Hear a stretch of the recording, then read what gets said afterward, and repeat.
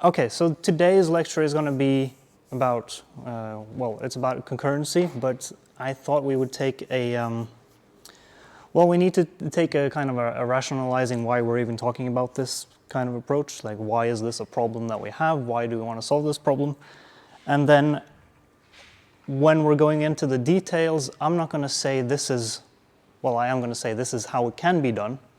I'm not going to say exactly this is how it should be done, but I am saying, I'm trying to get into the kind of the engineering thinking about this, which is the focus isn't so much this is how it is, but this is how it has to be, or this is, if you were making it, there aren't a lot of choices. Like this is, the design parameters constrain you into a very tight space, so there aren't a lot of different ways to do this. So when you encounter these kinds of engineering problems and you're wondering how does the world work, try to think instead, how could it work?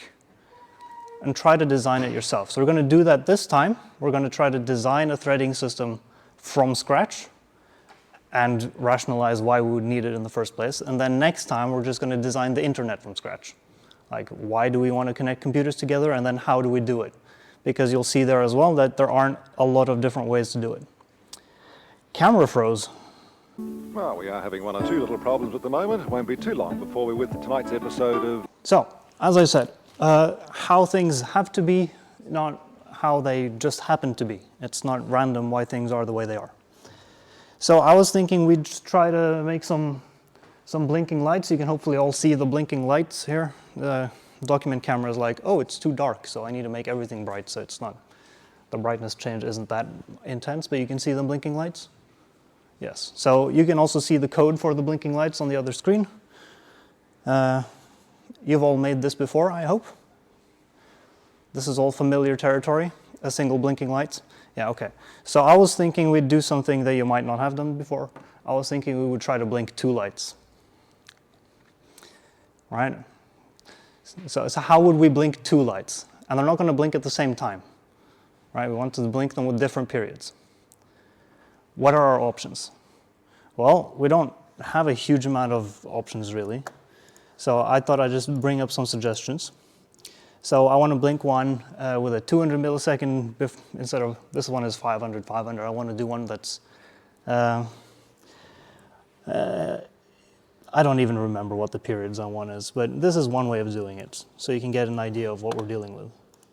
So this is the most obvious solution, right? So you can probably see what, you can't, I can't even figure out what the periods of these LEDs are. Because, well, you can see how the code works. And you can also see how the LEDs work, hopefully. Yeah. So two LEDs blinking with different periods. And it is, let's just say, not exactly obvious from the code why, how, why. Okay, let's say I wanted to change the period of one of these. How would I do it? So you can see what the problem is from a code quality perspective here. Changing one thing requires changing another thing that should be completely unrelated. So these things that should be untangled from each other are deeply tangled together. So let's see if we can progressively untangle them, because as we're untangling them, we can see that the code quality actually improves. And this is probably the key. The key to code quality is the more you untangle things, the better it is. We will get back to that later, but that's the spoiler for the last two lectures, is the more you untangle it, the better it gets. Pay attention to that. Let's see what happens more. So one thing we could do, instead of waiting 300 and 100 and 200, we could wait one, and then we can have a counter that counts. And when the counter reaches 200 or 300, then we can do something. So that's what this solution is.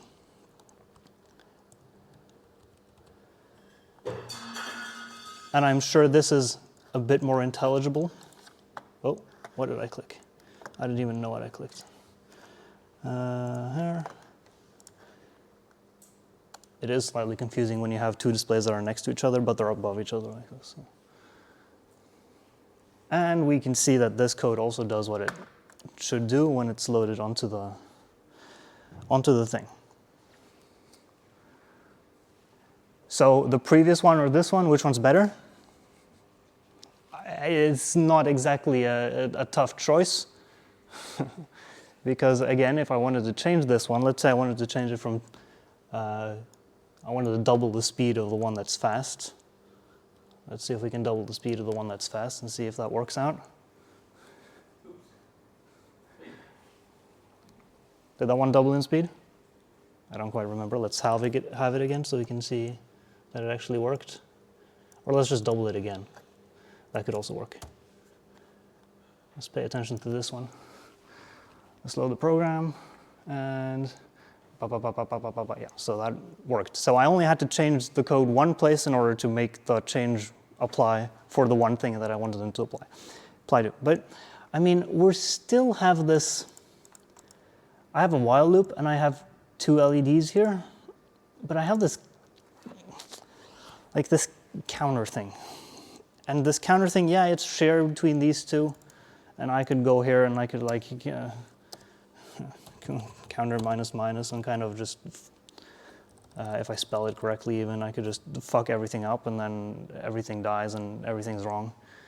I am in this piece of code manipulating this other piece of code that should be unrelated. So this is better, but it's still missing something. We have these completely independent tasks and we want to keep them actually completely independent. We don't even want to have them in the same while loop. So how can I get them into two different while loops?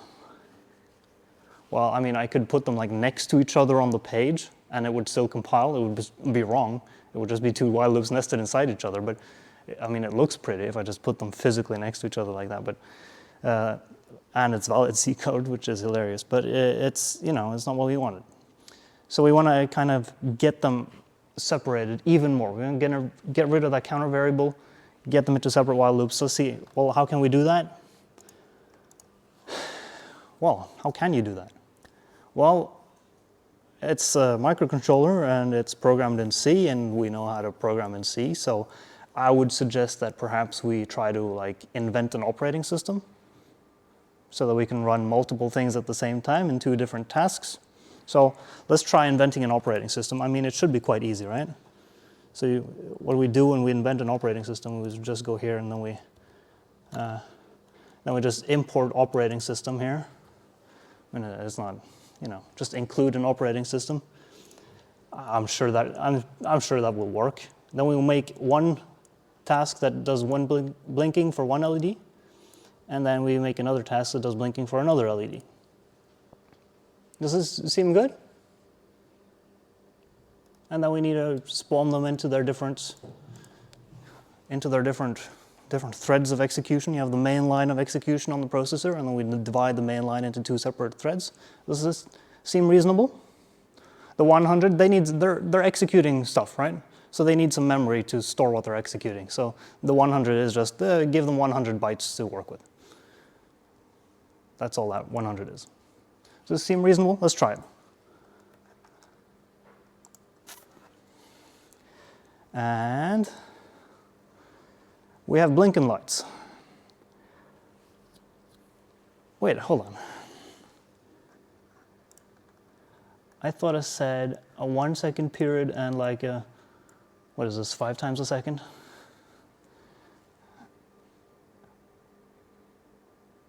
What's going on? Why is this thing, like this one should 500 milliseconds and then 500 milliseconds, but it's more like 1,000 and 1,000. What's going on here?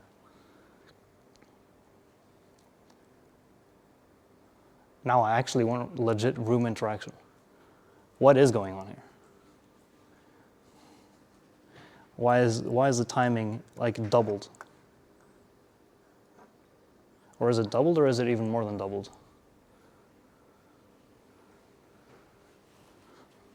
So a second is 1, 2, 3, 4, 5, 6, 7, 8, 9. So that's not even 1 second. It's even slower than that. Any ideas?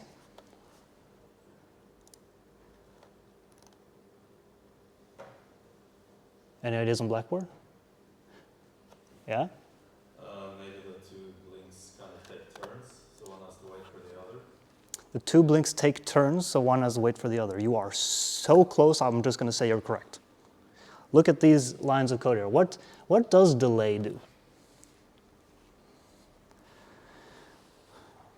delay counts CPU cycles. So it just sits there and spins and does a no operation in a while loop, or in a for loop, I guess, since it needs to break eventually. So if this task is delaying, and that other task is delaying, and then at the bottom here, we have an empty while loop that's also, well, that's also just the same thing. It's also just spinning forever. These three things are sharing the CPU. Duh, there's only one CPU. They're sharing the CPU, but they're also sharing the empty counter that's just spinning on the CPU. So everything is going to run at a third speed here now because we have three tasks. So we can't sleep by counting clock cycles. We need to sleep by counting time.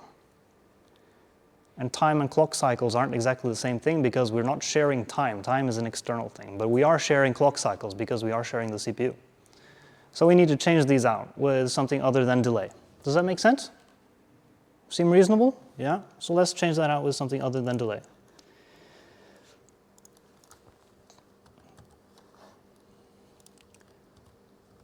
Let's change them out for asleep. We're going to come back to exactly what does sleep do. And I'm not like in a human, but in a computer. What does sleep do? Well, what could it do? Well, let's try it first and see if it works. Let's see if we get the half-second period on this one, and the 5 times a second on this one. Yeah, that seems a lot better, doesn't it? We're back to the speed that we wanted. So what does sleep do? Well, sleep, we need to get the time from an external source, so we'll try to find out where that time comes from. But what sleep does is, well, there's nothing for me to do, so hey, operating system, why don't you choose someone else so they can run instead? And the someone else, well, now they can get to doing what they need to do instead of just waiting for the first one to count enough clock cycles. So that's a lot better. So let's kind of compare where we started from. I guess we can just do that. No, I don't want to do that. I want to just...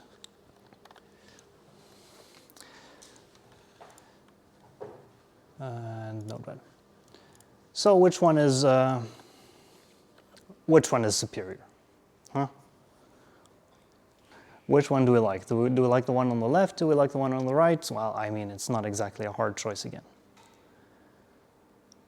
Right? But think deeply about why is this not a hard choice? Why is this such an easy choice?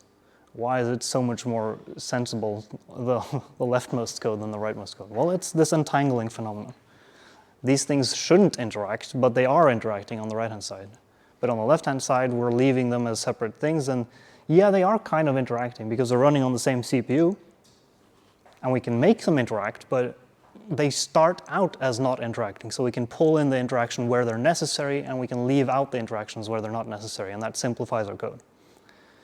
So that's kind of the foundational reason for why do we have threads, is it's a code quality concern. It just makes the code easier to read, it makes it easier to write, it makes it easier to make these kinds of systems.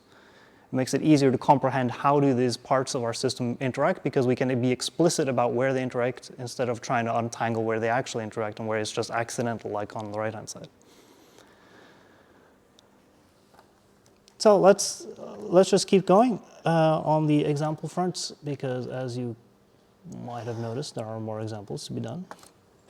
Let's see, where are we? Here. Okay, so let's try printing some stuff to the terminal. Because we were sharing the CPU, right? So we have one CPU that needs to be shared, but we also have one peripheral, one serial connection up here. You can't see it on Blackboard, but you can probably see it. No, you can't see it here. Well, we have a single serial cable. I don't have OBS open, I can't see. One serial cable, one USB cable, plugged into one computer. So that one's shared, right? So what happens when we try to share something external like that?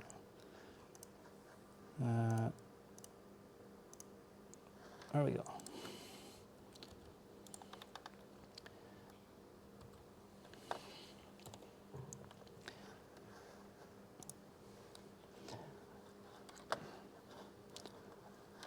Oh, it is so confusing with two displays like this. So, we have a problem. We decide to use threads. Now we have two problems. All right? Let's see what happens when we run this. And let's start our serial monitoring program as well, which is literally just something I wrote. Seems good? Oh, wait a minute. What happened there? You have a problem. No. So you have decided to use 2 parse threads. Problems. Or something like that. I'm not quite sure what this is. What happened? Right, we have 2 threads that are interacting. They're using the same resource. Well, how do threads work? Like, how could it work? Well, we need to have some way of swapping between them, right? They're not running and then forever and then they swap between them. We need to swap between them at some time. And what happens if we swap between them right when we're in the middle of printing something? Well, it's going to start printing something else instead. And that's what's happening here. So if we swap things at an inconvenient time, we can get mangled results like this. So we need to prevent it from swapping at inconvenient times and force it to only swap at times when it is convenient. So we have this serial port. It's a resource. It's shared. It's a shared resource. And we need to share it in a way that prevents us from like overriding each other. We need to share it safely. So how would we do this? Well, let's just, I don't know, invent a resource, I guess.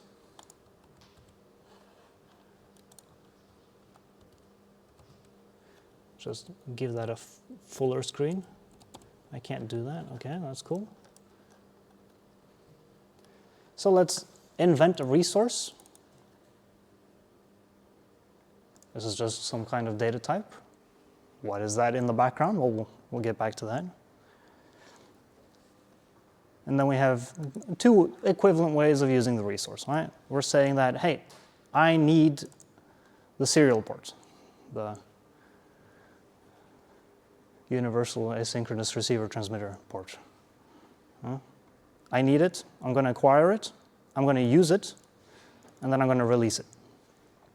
Or because we're C programmers and we like macros, let's just write the release and the acquire and release in a single thing so we can't forget to give it back, so we don't hold on to it forever. So just a slightly more elegant way of doing it. It's a macro. You guys know how to write C macros, right? Would you be able to write this C macro, though? How to call a function at the end of a scope automatically? Huh? You can do it. Use a for loop. Use the for loop, Luke. Right? All right, so let's try it. Let's see what happens. Huh? Let's see what happens. And we have the terminal program here. Let's run that again. Did it load? Did I press enter? Okay, there we go. So let's see.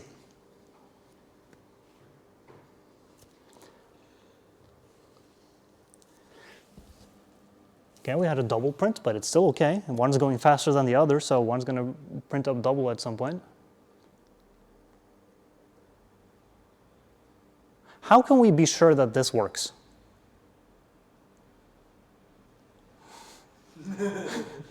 Like, seriously, how can we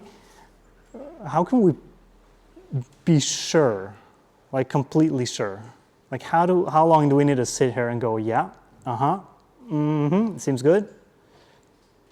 This is one of the big problems with programming multi-threaded programs. The bug might be there. There might be a bug here. I have no idea. I can't. It's impossible to know. At some point in the future, when this is run 100,000 million times, it might show up as a bug. And at some point where if we let it run long enough, that bug's going to show up. I don't know if it's there. That motivates the how do we handle the completely unknown bug scenario. Right? We can't know if there is a bug or not here. It's impossible. So we need to handle the completely unknown bugs at some point in some way. But hey, yeah, I mean, it looks good so far. So, I mean, it's definitely better than the one that was provably wrong. So being correct is at least in the space of options that are possible, which is a significant improvement. It's not provably wrong, but we can't prove that it's completely right either. And that's one of the fundamental problems. So hey, threads. Seems good? Seem useful? But if we, like, the threads give us the opportunity to place the interactions where we want to place them, and when we want these interactions, we can place them there by hand, like this. This is an interaction. We need to share this UART serial port. So we can say, here we need to share. Here we can be explicit about it. Here we can be safe about it. Well, I mean, can't prove that it's safe, but safer.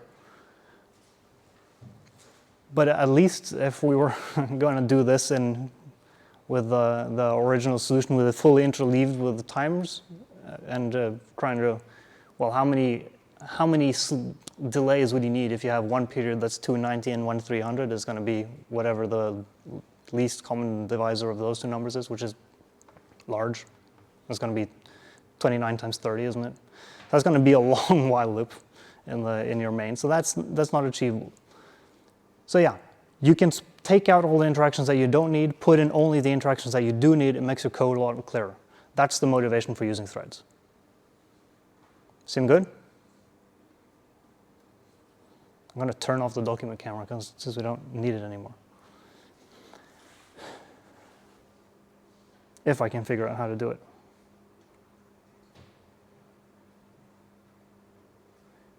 Off.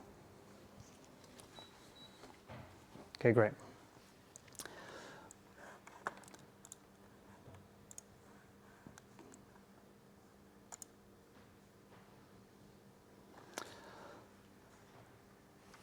So let's go through what we did with our blinking lights.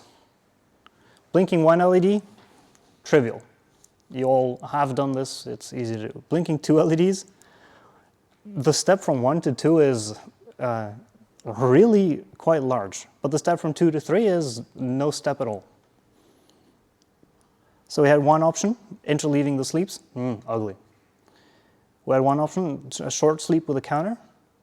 We're onto something, but could be better. We do have a third option on the microcontroller. We could use interrupts. The problem with interrupts is that we have a very limited number of them because they're hardware mechanisms.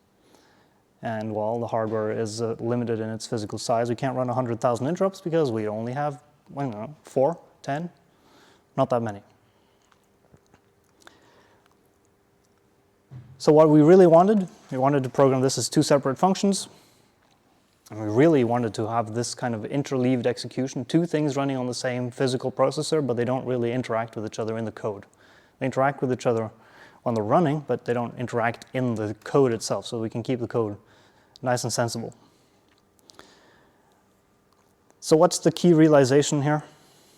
What's the most important thing that we learned here? And I would argue that the most important thing that we learned here is that functions don't actually do anything, right? Think about it. We load in main. Yeah, main runs, but main on itself, just being a function, doesn't do anything. It needs to be loaded onto the processor to do something. And if we can swap between what is loaded onto the processor at different times, then, well, it's what we load onto the processor that does something. So the function doesn't do anything on its own. It needs to be loaded onto the processor in order to run. And that's quite a key realization because that informs a lot about how our code quality concerns around functions, right? If a function doesn't do anything, what is it that does something? It's the thread. The thread does something. So we need to kind of think in terms of threads instead of thinking in terms of functions. That's going to also help our code quality concerns. Oh yeah, I didn't remove my frame. Okay. Whatever. So let's think about our blinking threads a bit. Functions only do something if they're being run. We can run multiple functions. Well, we can't run them at the same time, but we can make it look like they're running at the same time if we swap between them really fast. This is very beneficial if they're doing independent things, but as we saw, not all things are independent because, I mean, they're all part of the same program. They're all trying to achieve the same kind of thing, so they're not going to be completely independent. But they're going to be mostly independent, so you still want to get them as independent as possible.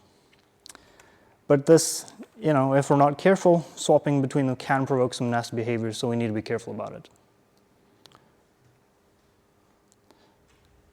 So let's go through some definitions so we just have a grasp of the terminology that we're working with here. What is a thread? Well, a thread is the thing that holds all the data in order to run a function. That's all it is. It's a function pointer specifically, and then all of the data that lets us store that function somewhere and then restore it somewhere sometime later so that we can pause it and then resume it. And that requires some data structure. And the scheduler is the thing that performs this act of swapping between them.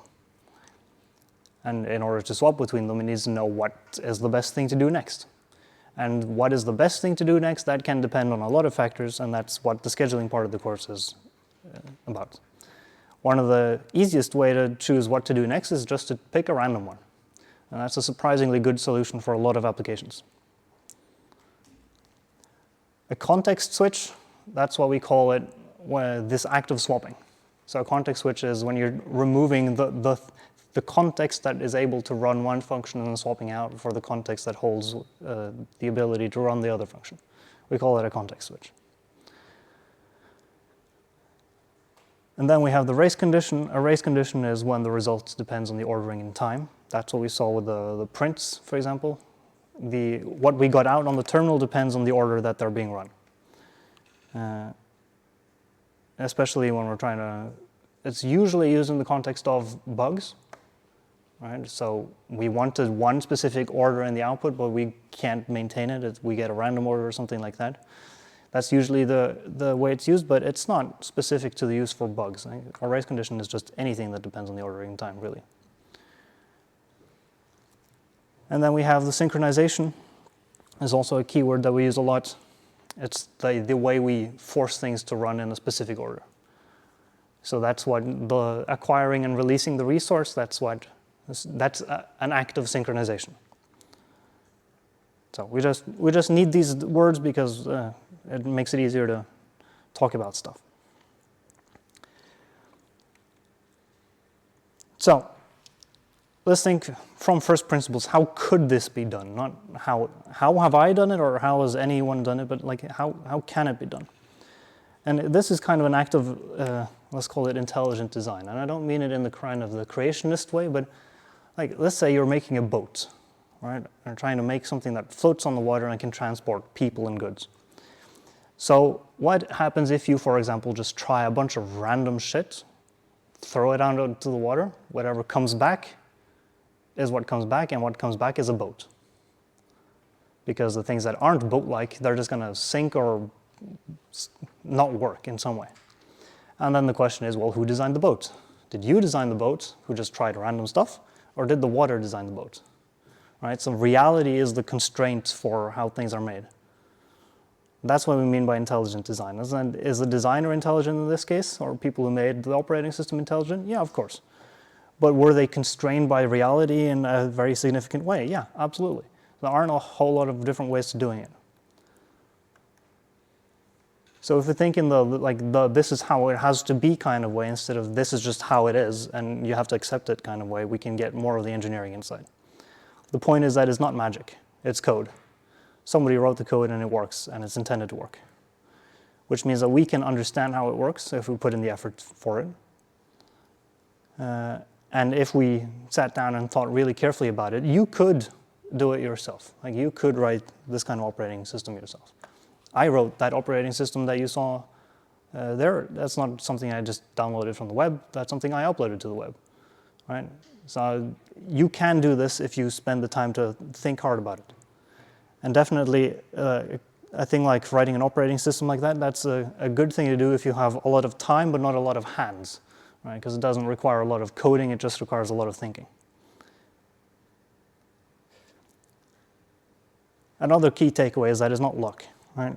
Things don't end up the way they are based purely on RNG, right? There is often only one way to do it, and when there are multiple ways to do it, is usually the one that gets there first that becomes the dominant way.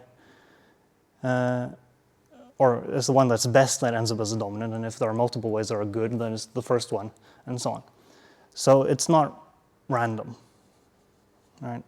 Some things are very constrained. So let's think about it. How do threads work? Like if we're going to design this from scratch, if we're actually going to make it from scratch, how could it work? So let's start from the bottom up. How do variables work in a computer program? let's think about it. How do variables work? Well, a variable is some data, but the data needs to exist somewhere physically, right? So a variable holds data, but again, the data, where is it? Well, it has to live somewhere, so that somewhere is memory, right? Variables need memory allocated to it. The question is, what kind of memory? Where is it? How much? What does memory mean? Right? And then we're using it. In order to use it, we need to know where it is. So it needs to be referenced somehow. So we need to know where the memory is. It's not just sufficient to know that it exists somewhere. We have a variable. It's an integer. It's somewhere. Like, that's not enough. You need to know exactly where it is. So there are two main ways to do that. You could put something in a fixed location. You have a fixed memory offset. Global variables are, for example, in a fixed memory location. If you're heap allocating something and it has a lifetime of the program, that's also going to have a fixed location. That lets us share it between functions. That's why you can't return a dynamic structure from a function, because that memory doesn't exist anymore, right? So we need to give it a fixed location in order to return memory from a function. So that's why we heap allocate stuff. Hopefully you all know this, right? And then the relative location way of doing it is by stack allocating. So why do we reference memory in a relative way? Well, if you have a function, again, functions don't really do anything on their own. So something needs to call the function. And the function can be called from multiple places, but they still refer to the same internal memory. And if that internal memory is referred to in a fixed way, then, well, calling it from a different place and calling it recursion, for example, is going to be completely impossible, because you're using the same memory in the same function multiple times. So that's not going to work. So it needs to be referred to relatively. So let's figure out how that works. I just want to briefly touch upon how constants work, because constants are actually more complicated than variables. You would think that constants are easier, but they're harder. I'm just going to, it's not super important, but I'm just going to briefly touch on it so we've done it just for completeness sake. Like, constants are read-only, and there are more ways to reference them because, well, they're read-only, which means we can put them more places. You could use them like a regular variable, so it's a read-write memory, but you run a compile time check that is only being used in the read way. You could encode it directly in the machine code instructions, or you can load it into some memory that is actually physically read-only. The question is then, how do you write to read-only memory? Oh my goodness! So that the read-only property is not actually enforced by the physical hardware; it's enforced by something else. So just for completeness, not super important, huh? So let's think about how functions work. What is a function? Well, a function is a block of code. It's a collection of instructions, right? And we have the ability to call a function. That lets us enter into a function, and we have the ability to return out of a function. I'm sure you are all familiar about this, right? Call and return. These are actually CPU instructions, in case you had forgotten. The problem with functions is that they can be called from multiple places. So if you have a local variable inside a function, how is it going to be used? How is it going to be referenced? Well, you can either refer to it relative to where the function is, like how much memory you've used. So we're calling a function. We have used some memory previously. We have some memory left. We can refer to it from where we are, from how much memory we have used. That's one way to do it. That's the stack allocation. We've used this part of memory. We still have this memory left. This is the point that the function is referring from. So we need to have some way of knowing where does the function start in memory. Like what memory location is it that we have available to us forward. So we need some way of referencing that.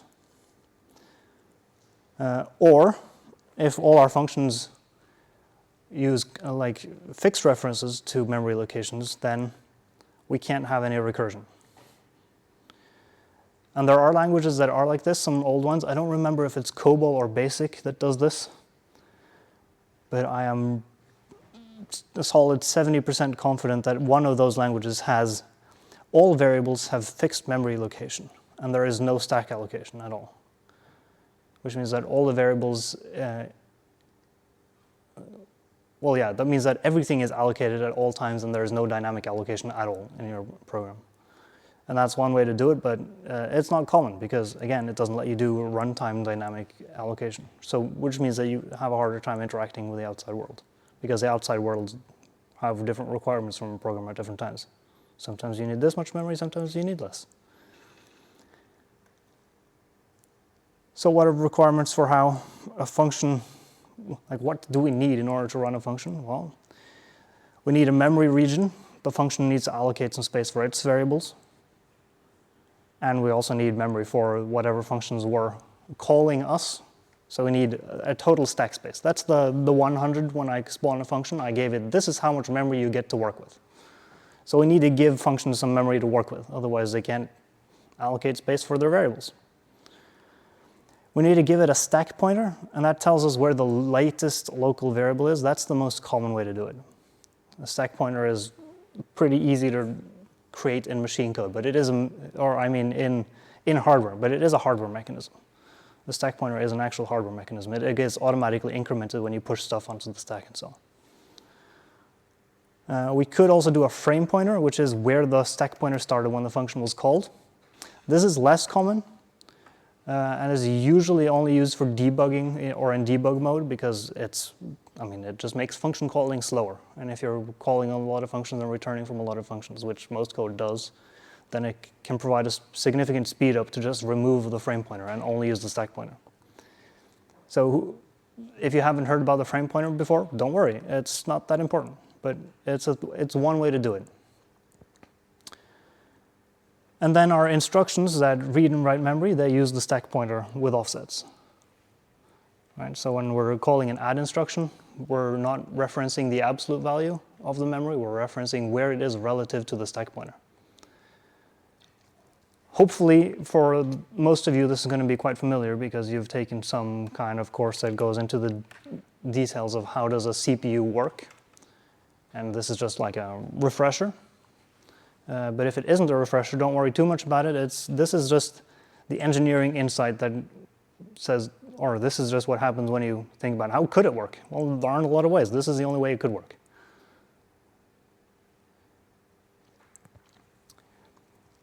Right, so what is the time? 58? Yeah, it makes sense to pause here. And we're going to talk about how do we actually swap between these functions. How do we load, like a function is a thing that does something, so it has a stack pointer, and it has the memory allocated to it. We need to move the stack pointer and the memory that's allocated to it out, and then we need to load someone else's in. How do we do that? We're going to do that after the break. Okay, let's continue. This is where the fun begins, right? So far, this has been kind of introductory, I guess. Things that you've seen before, you may have not seen them in the same context, you may not have thought about them in the same way, but function calling and hardware instructions and how these processors work and what a function is and a variable is and how they exist in memory and so on. You've seen this before. Let's get into the good stuff. So how do we swap between threads and how do we start a thread? Because swapping between them is one thing, but you need to get them started in the first place. So how does this work? Well, let's see. Let's think about swapping a thread first, because I think that one might be easier. So we need some way to inform the operating system that it's time to perform a swap. And there are kind of two different ways of doing this, but let's figure out what should it do before we figure out when should it do it. So what should it do? What does this yield function do? Like, I yield my execution to someone else. Well, we need to save the context of this thread to the stack. So this is the context part of the context switch. What is the context? Like, what is the function that is running embedded in? What is this data? Well, it's the register values in the registers on the processors, and then it's the stack pointer. And that's basically all you need. If you're able to save those to the stack, the easiest place is to save it. You need to save it somewhere. And each function has a piece of memory allocated to it, so why not just save it to the same stack that function is running on? Huh? That's the best place to save it. So let's just save it there. Just push all these values to the stack. And then we need to run some kind of reschedule function, which chooses a new thread, and then it restores that thread's stack pointer and registers. And then the cool thing here, and this is really cool, is that when we call return here, we call yield. That's a call, and then each call needs to be matched with the return instruction. Now, when we call the return instruction, we are actually returning into another place than we called from. And that's pretty cool, because what does return do? Well, it brings you back from where you were, but where you were is we just kind of swapped the rug underneath the function, while the reschedule function swaps the rug underneath it. It kind of shifts the sands underneath itself so that it returns into a different place. We'll see how that works in code actually a bit later here. And then let's think about how do we start a thread? Well, in order to swap a thread, we need to restore its context. So in order to start a thread, we need to give it some base context. So let's kind of give it some dummy variables in the registers, give it a stack pointer. Where should the stack pointer be? Well, it should be at the start of that function's memory. So it should be just the function pointer. The stack pointer should just be the function pointer. So we allocate a new stack. We put the function on the stack pointer. We put some registers on a fresh stack. And then we register the data structure with the scheduler so that the scheduler knows that it exists. And then we just let the scheduler kind of fake restore a single thread, or fake restore the new thread when it reschedules. So it doesn't actually, spawning a function doesn't actually start it, it just makes it runnable. So let's actually just look at some code. And these code examples are not, I mean, they are important for your understanding, and this whole thing is important for your understanding, hopefully. But if you're like, I don't quite understand how this code works, it's not, you're not going to be tested on this on the exam, let's put it that way. At least not directly. So how does the code for swapping threads look like? Well, we need to save the context. What does this macro do? It's just a bunch of push instructions that just push registers to the stack. Then we push the stack pointer to the stack, and that's all that does. And then we move the stack pointer to a separate stack so that we can run the reschedule function on its own memory, so we don't need to run it on some other function's memory. That's not that important, but it's a useful trick to do, because otherwise you need to have space for the context switching operation. That's a function. It needs memory. It needs to do something. And that memory needs to live somewhere. So let's make it live one place so it doesn't need to live on top of all of the other threads. Just save some memory. We run some reschedule function, and then we restore the context, and then we call the return instruction. The attribute naked just means that the call instruction doesn't, when you call the function, at least when you call the function, it saves a bunch of values to the stack. We don't want to save any values automatically. We want to save values by hand. So that's just what the attribute naked does. And you look at this code and you go, well, can it really be that easy? And yeah, it can really be that easy. So let's look at what making a thread does. Well, we need to give it some space for its stack. We need to give it some extra, or how much memory we expect it to use. That's the stack size. And then we need to be able to save the context to it. That takes about 40 bytes because we have 32 registers and a stack pointer and a little extra for room. So we allocate that as memory. We actually just call malloc. That's cool. We put a stack on the heap. A stack is just a data structure, right? It's just the data that grows one way and then shrinks the same way. And we can allocate that memory wherever we want, really. So we can actually allocate a stack on the heap, right? So what does initialize stack do? Well, this is what initialize stack does, right? We take the function address. So we take the function pointer, the address of the function, convert that into just a memory location. So we're just casting it to a uint16 there. We push the memory address on the stack, and then we push some dummy registers on the stack, and that's it. Next time the scheduler calls in, it will see, oh, let's restore the registers, let's restore the stack pointer. The stack pointer is the starting memory location, and that's where the function starts. When we call that function, everything's just ready to go. So a function pointer is just a location in memory for a piece of runnable code, right? A function isn't something that does something. It's just a piece of runnable code. And a piece of runnable code is just data, and data can just be moved around. So that's what this does. Again, if it's like, seems a bit complicated, don't quite get it, don't worry. But you kind of get the gist here. It's just code, no magic. So a more interesting question, and this is like, this you can be tested on the exam. When do we swap? There are two ways to do this. When do we call this yield function? There's cooperative scheduling where we manually call the yield function ourselves. So we say, hey, I'm done for now, run something else instead. And that needs to be cooperative because if you say, I'm going to run something, or you say, I'm responsible for making sure everybody else runs, then you need to cooperate with them, because if you're not cooperating with them, you can just take over the entire CPU and use all of it. So if you are uncooperative, this doesn't work. So we need something that works for things that are uncooperative, so you don't need to worry about that. Which would be preemptive scheduling. All right? We are preempting someone who is uncooperative by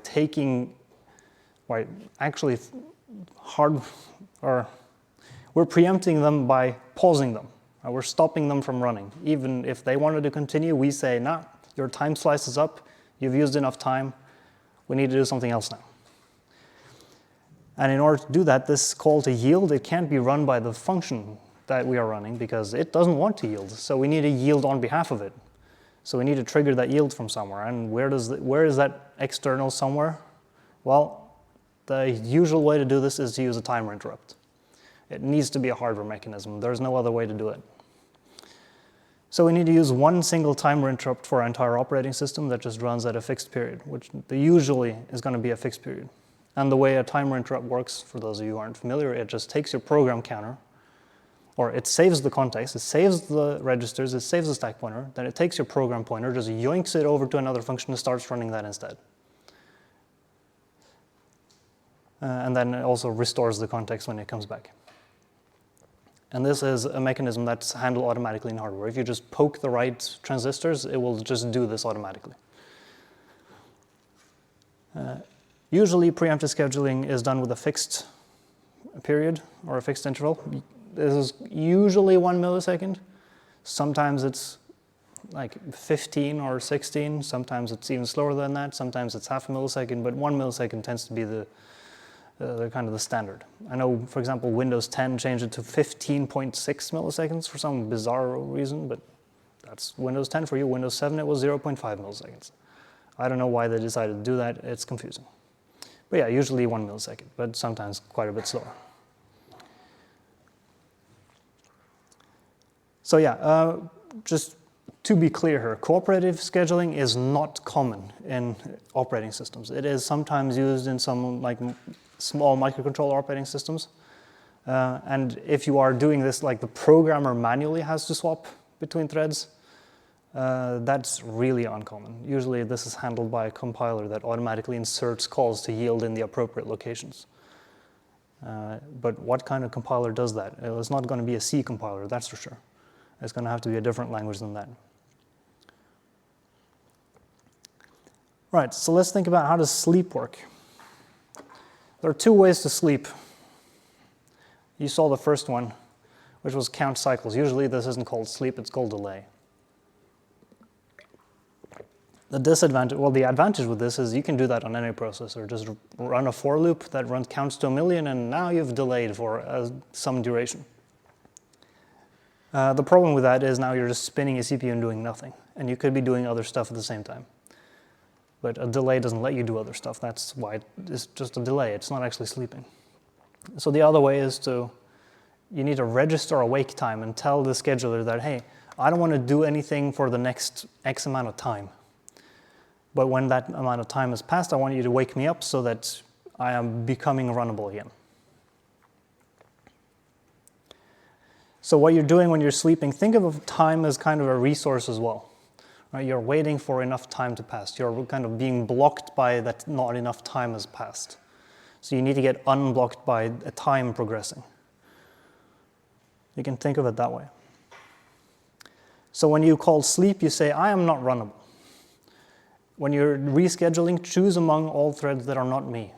Right? Don't include me in your selection process. But I want you, every time you check which threads are runnable, or when you're trying to reschedule, I want you to wake up all the ones that are that have slept for long enough. Kind of set an alarm. You're kind of setting an alarm, yeah, I suppose that's one way of thinking about it. And then the rescheduling function, which is running periodically, you're preemptively running. Every millisecond it checks, hey, has this thread slept long enough? Yes, wake it up. If no, just let it be. So what does that look like in code? What does our reschedule function do? Well, one of the first things it does, you can check Stack Overflow just to make sure you haven't used too much memory. It's nice because if you're overflowing the stack, you're writing into the memory of another thread, and that's, bad things will happen. And then we have this wake sleeping threads function. It's just a void function, a bunch of global variables here. Don't worry too much about it.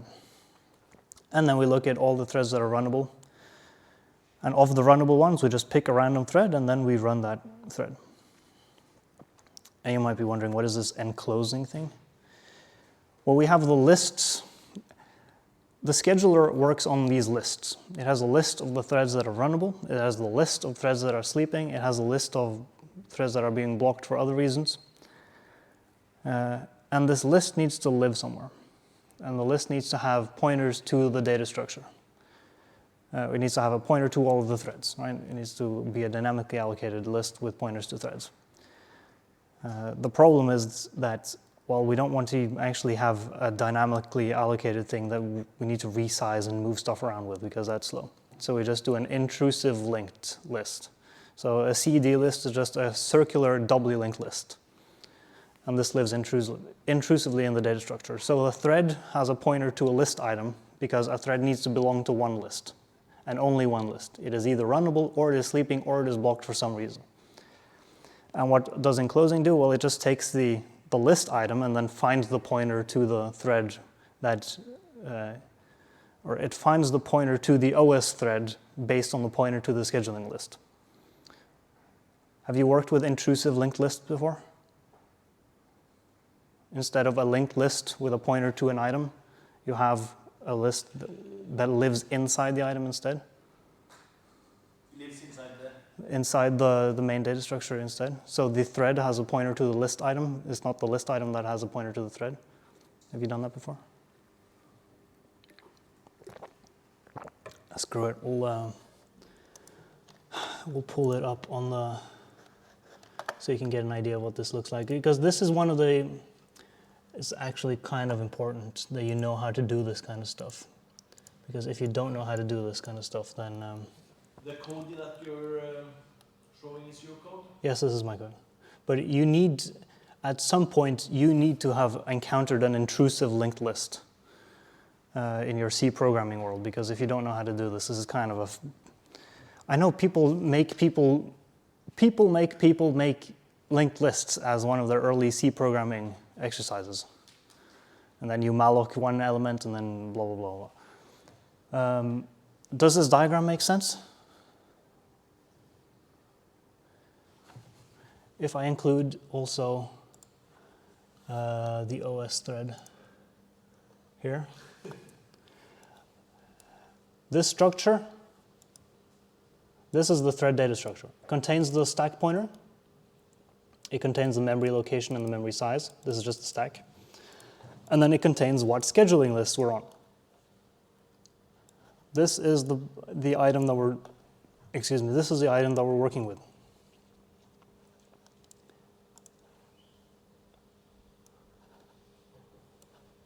Can I just double click this? Right? So this scheduling list, this is that member. This is a scheduling list. So this is the scheduling list, the head of the scheduling list that lives inside the scheduler. And then it has the pointer to the inside the OS thread. There's a scheduling list. So it has the pointer to that. It doesn't have the pointer to the head of the data structure. It has the pointer to the inside of the data structure, or inside the struct. It doesn't have the pointer to the head of the struct. It has the point to somewhere in the middle of the struct. That's what an intrusive list is, because we're pointing to the middle of something instead of the top of something. And this lets you make linked lists without calling malloc. You don't need to allocate a new thing because you don't need a pointer for it. The pointer is already there, right? The pointer is already part of the struct. Does this make some reasonable amount of sense? I see some head nods and some confusion, so that's good. Then we're learning, right? No. Huh? Okay, so Yes, but why?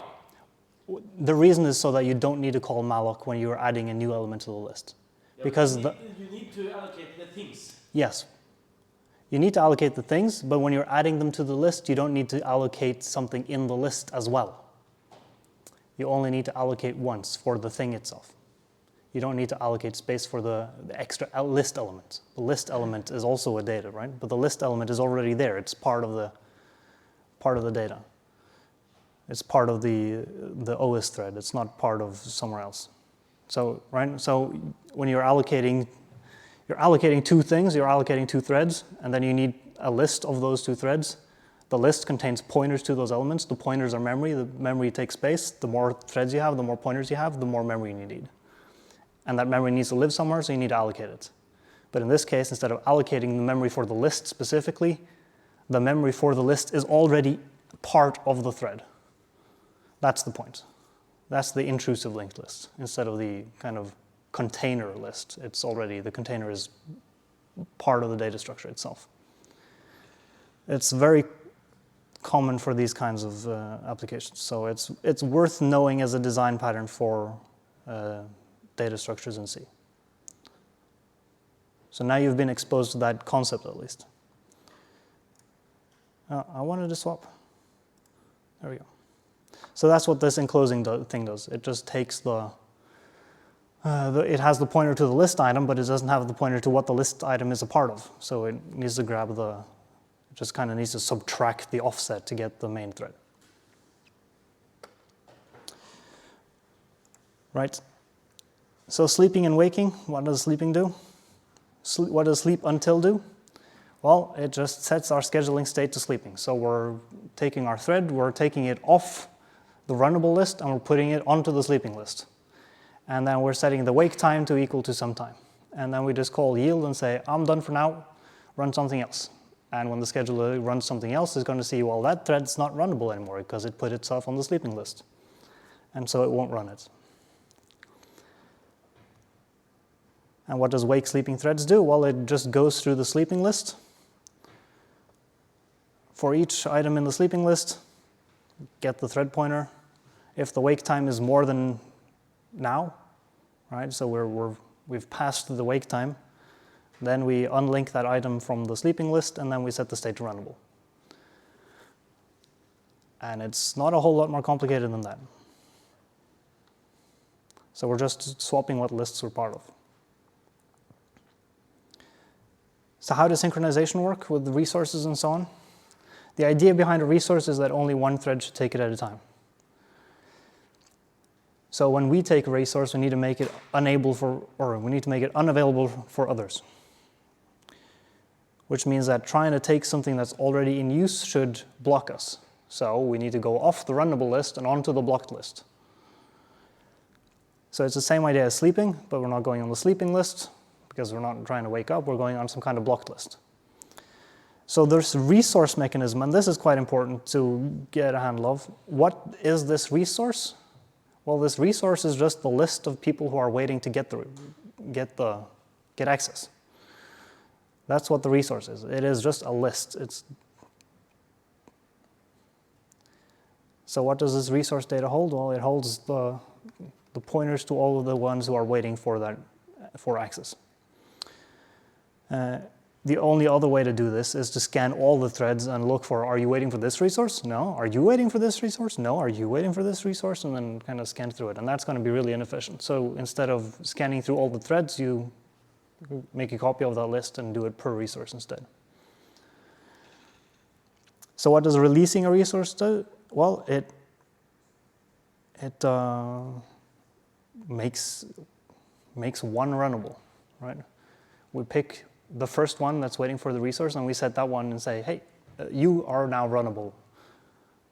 right? We're not making all of them runnable because that would be something bad would happen then. But you pick one, the first one in, and you say, hey, now it's your turn. That's what releasing a resource means. So let's have a look in code again. Acquiring a resource. Let's check, is the resource available?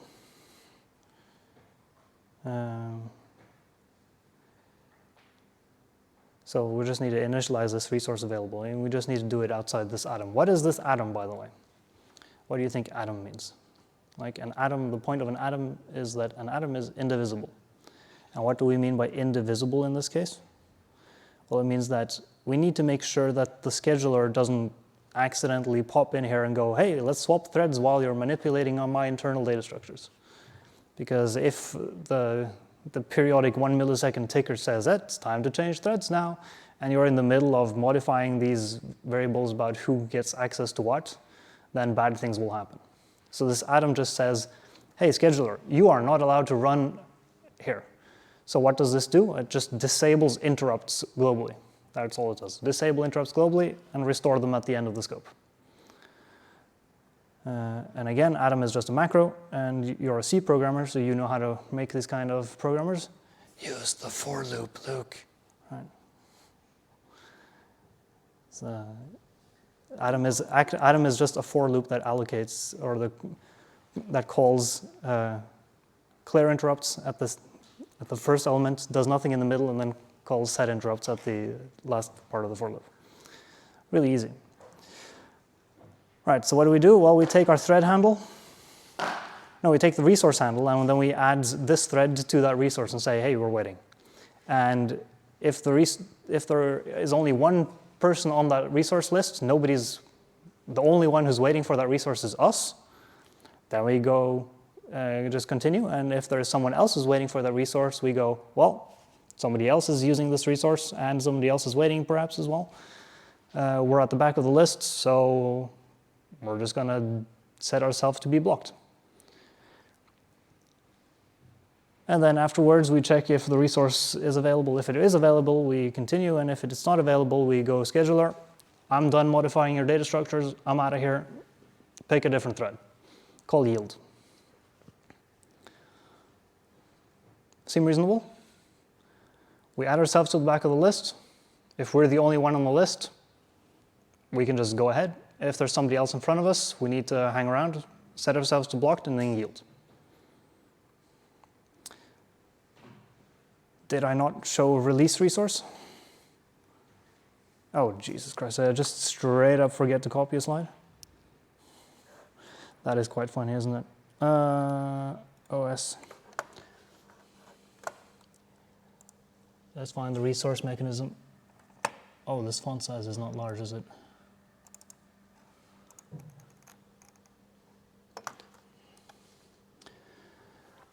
What does releasing a resource do? Well, we were at the head of the list, so we're just going to pop ourselves off the list because we're done with the resource.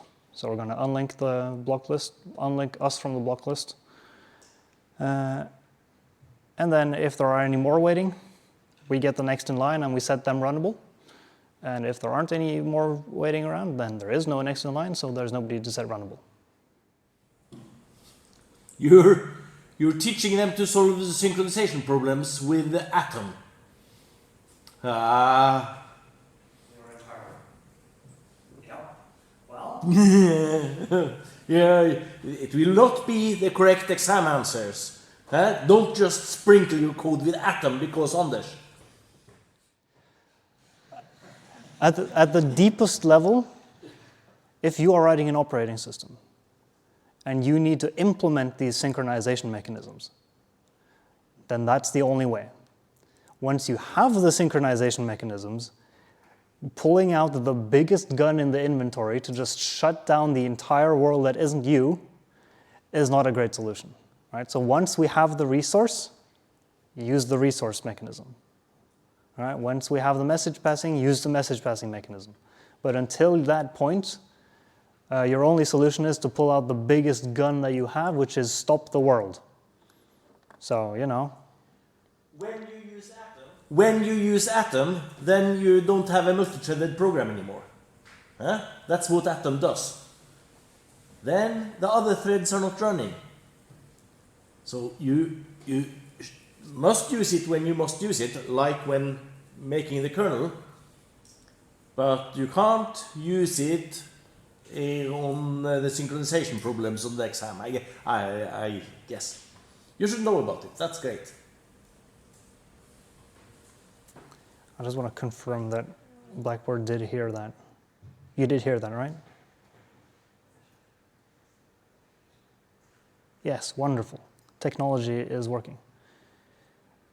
Yeah, there's an echo. Yeah, he's not sitting directly on top of the camera, so it makes sense.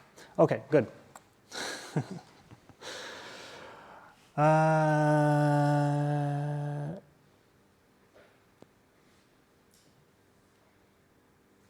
was hard to understand. Can I repeat? Yeah, okay. So you need to use the atoms when you are making an operating system. When you don't have the resource mechanisms, you need to use it.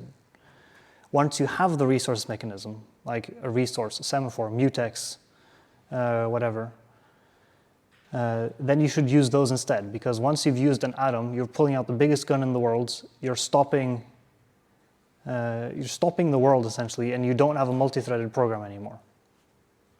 Does that make sense?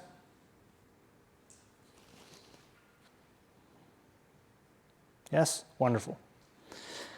Yeah, I can mute myself when I unmute him. That's a good idea, actually. All right, let's continue. So how do these operating system calls work?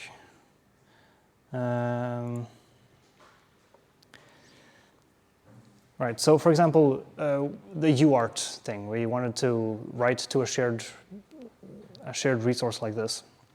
How does that work? On x86 processors, something a bit more complicated than this, like jank garbage like this, we have a special instruction called syscall. The idea is that we don't want our program to access the internal memory of other programs running on the same computer. All right, we don't want one thread to manipulate the memory of another thread, or at least, I'll get to the definition between a process and a thread soon, but we don't want programs from different people running on the same machine to manipulate each other or manipulate the operating system internals, because bad things will happen. So instead of calling operating system functions like allocate memory or write to the screen or print to the terminal and so on these a bit more beefier machines, x86 machines for example, like this laptop, your phone and so on, we have a hardware mechanism called syscall. So we're not calling, as we call a function, we have a system call. What does a system call do? Yeah, it moves the program counter. It's like a software interrupt. It yoinks your program counter into the kernel, into the operating system, performs a privilege escalation on the CPU, so you're allowed to perform special instructions. You're all familiar with privilege levels on a CPU? Oh my goodness, you didn't learn that. Okay, so the CPU instructions, you can't access all CPU instructions all the time. There are some CPU instructions that you can only access if you have the appropriate privilege level on the CPU, which means that there are some things that you can only do if you are the operating system, but you can't do if you are just using the operating system. I'm talking on like big boy machines, right? So when you call printf, for example, you're not actually writing to the terminal. You're telling the operating system, hey, here's a string that I want you to write to the terminal for me. And in order to do that, you need to say, I want you to do this, call syscall, transfer your execution via software interrupt into the kernel, and the kernel says, yep, I see your memory, I see the terminal, I can do this for you. That's all you need to know about that. Then you have the memory management unit, which you also should just briefly know. Inside a program, your memory addresses are they're all the same no matter where you are in physical memory. Oh, I'm disconnected from Blackboard. No internet.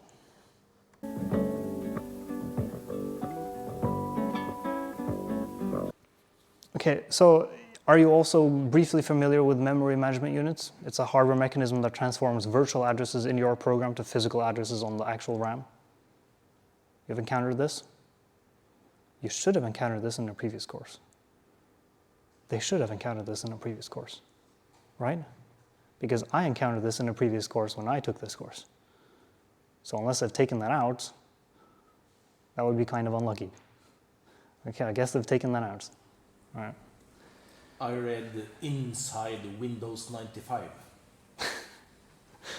And Yeah. learned about it. Yeah. All right. Well, the idea behind these two mechanisms, the syscall and the MMU, is that we want the environment access to be uniform, right? So when we call printf, we're writing to file 0, but file 0 isn't the same file. What that file is depends on what terminal window you're in. But printf does the same thing no matter what, but it still writes to different windows. So all of this environment stuff that separates, so that it makes it look like one program, or that makes it possible to run the same program but in different contexts on the same computer.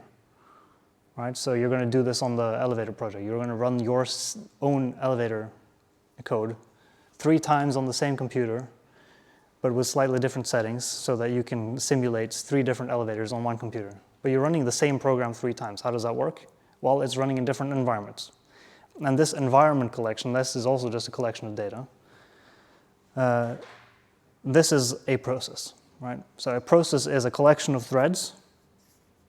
These threads can share memory, but these processes cannot share memory. So that's the definition here. A process cannot share memory between them, but threads can share memory between them. That's how we use these words usually. Make sense? All right. So far, we have threads. They hold the data to be able to run functions. The functions on their own, they don't actually do anything. They need to be run in order to do something. Resources hold the data to block threads. The resources are just lists of people who are waiting, or lists of threads that are waiting. That's their internal data structure, basically every time. Time is also a special kind of resource. So you have you have a list of threads that are waiting for time to just pass. The scheduler selects among runnable threads. Sometimes it's trying to be optimal in some regard, and sometimes it's just picking a random one. Preemptive scheduling can swap at any time, compared to cooperative scheduling, which only swaps when we tell it to swap.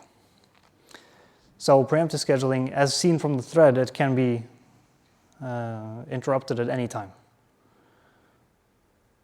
which can cause some issues, because if it can be interrupted at any time, it means that our work can be interleaved with the work of other threads, so that can cause unpredictable behavior when we're sharing data. Cooperative scheduling requires a bunch of manual work, and when we're trying to make threads, we're trying to make our programs we're trying to make the code as uninterleaved as possible, so we don't want to do this manual work. So it somewhat defeats the purpose of making several threads, because now everybody is responsible for making sure everybody else runs, and that's kind of defeats the purpose. Let's look at blocking and access to hardware and so on, because our program needs to interact with the outside world, right? So we need to interact with the outside world in a way that makes sense. And parts of the outside world are going to be slower than the inside world, right? So external hardware tends to be slow. Think a hard drive that spins up, or you're waiting for a message on the network or something like that. There's a lot of waiting just going around. And we want to, instead of just sitting there and waiting and doing nothing, we're trying to poke the same thing over and over and see if something new has happened. We want to wait around in an efficient way, right? So computers only do useful things when they interact with the outside world, yes, of course. And the outside world is a lot slower than the computer. Or you can think of it as the computer is a lot faster. And if the computer is just very quickly doing the same thing over and over, that's not useful. You want to do something else instead. So this is the foundation for concurrency, right? We are able to deal with a lot of outside world things at the same time by swapping back and forth really quickly. So it looks like we're doing them at the same time, but we're not actually doing them at the same time. We're just swapping back and forth really quickly. So we're dealing with a lot of things at the same time, not actually doing a lot of things at the same time. So we don't want our threads to wait around for hardware. We want the hardware to tell the threads when something is happening. So this gives us two kind of solutions for how we interact with hardware. We have the non-blocking way. This is what you're probably familiar with. You just ask the hardware, is there something new for me? No? Okay. Is there something new for me now? No? Okay. What about now? And then eventually you're going to come across some data. And this is really inefficient, right? Because you're just constantly asking, you're constantly polling, is there something newer? Is there something newer?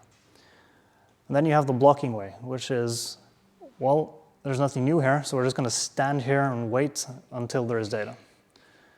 But we don't want to spend all the CPU cycles just standing there waiting. We want to run something else instead. So we need to involve the operating system in this process, right?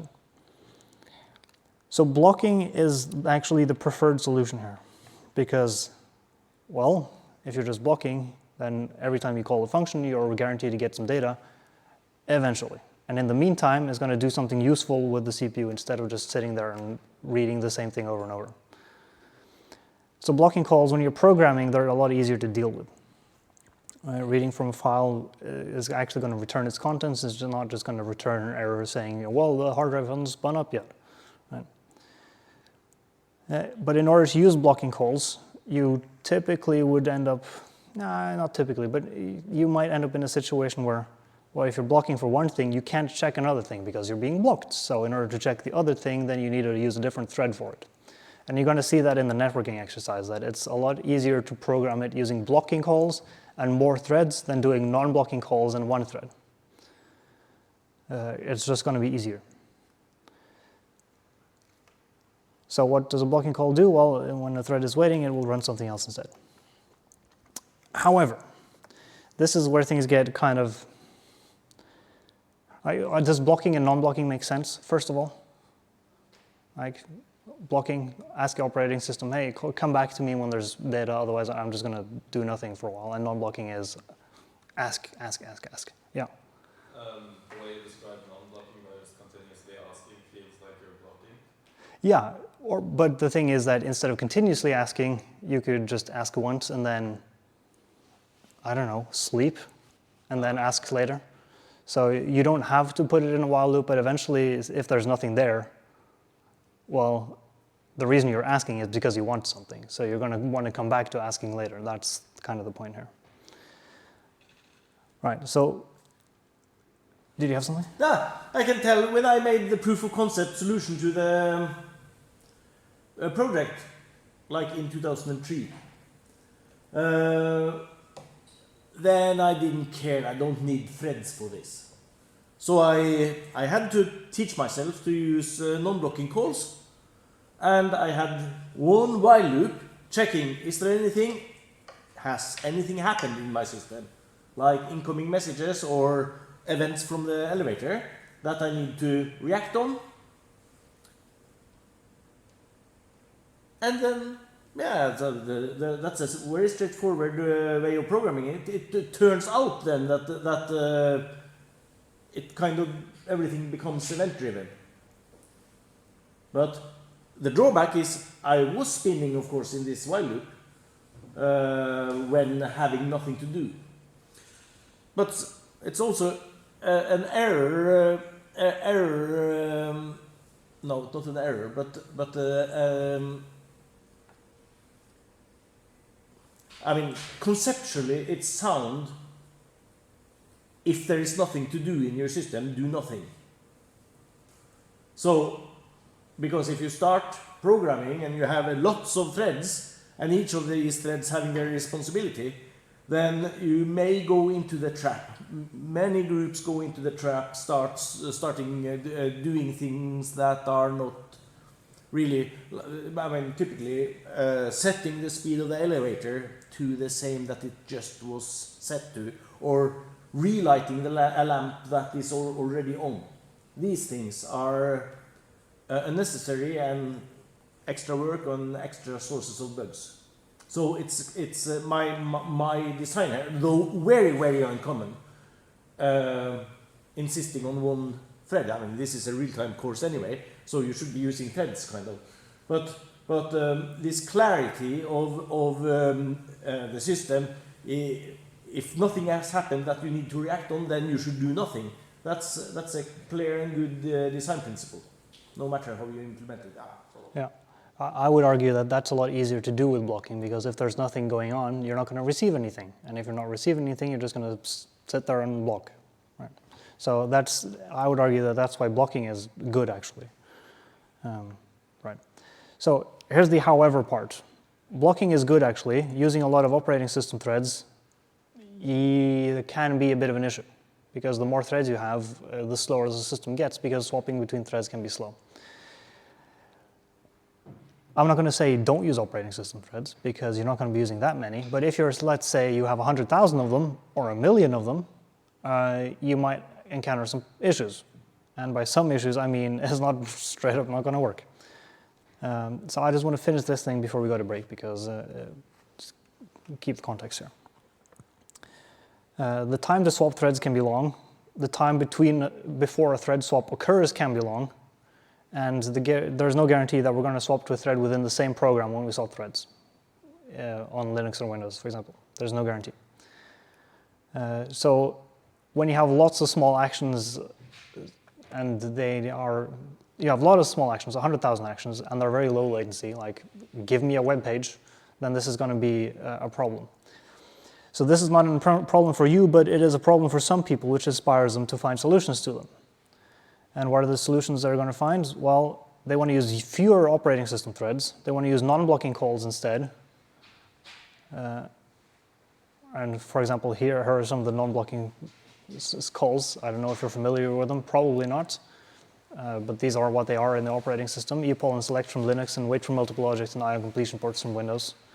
Not that important, but if you're like, I need to do this, then this is how you would do it. And then here's the core idea. We still want tasks. We still want task swapping, but we need non-blocking calls specifically because we want to use fewer operating system threads, because they're a bit heavy. So some people out there find it necessary to create another layer of task swapping infrastructure. They make their own scheduler, they make their own runtime, they make their own kind of operating system on top of the operating system. So this gives us a new problem, that you can't do preemptive scheduling on this operating system on the operating system, because we don't have any hardware mechanisms here. We're doing this all in software. So we need an all software way to make a task swapping mechanism. So we need to do cooperative scheduling here. We can't do preemptive scheduling here. And we can't just we can't just make one function call another function, because then that function can call us back again, and then we can call them again, and then we have recursion, and we have an infinite stack depth, and that's just not going to work. So we can't just yield can't just be a normal function call. It needs to be something special. Because yielding into one function, then that one yields back, and so on, recursion and death. So after the break, I'm going to go through how you could solve this. It is not super important for you to understand exactly how you could do it, but what you need to know is that there are languages that do this. There are runtimes that do this. For example, one of the most popular languages in this course is Go, and it does this. Right? So you have the operating system, Linux in our case, which has a scheduler, and then you have Go with its runtime, which also has a scheduler to run lots of Go routines on a small number of operating system threads. And this ability to kind of layer schedulers on top of each other, that's the key thing that you need to understand, that it is possible to do this, but the preemption can only exist at the bottom layer, which has access to the hardware. Everything on top of that needs to be cooperative. And how exactly that works, I'm going to come back to that after the break.